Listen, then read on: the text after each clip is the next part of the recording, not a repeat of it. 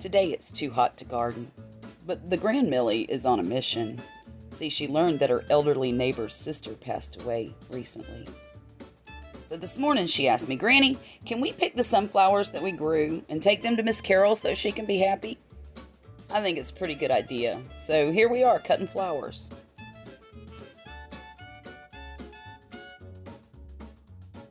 It looks like Oliver's found the strawberries and has helped himself.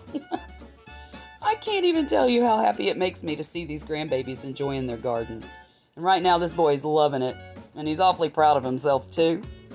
Now that the flowers are cut, we're going to take them inside to remove the leaves and put them in a vase. Millie's helping.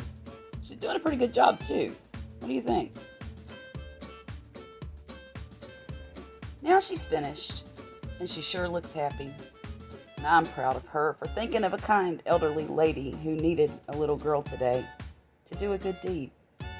And off they go to make the special delivery. Miss Carol loved the flowers. Mission accomplished.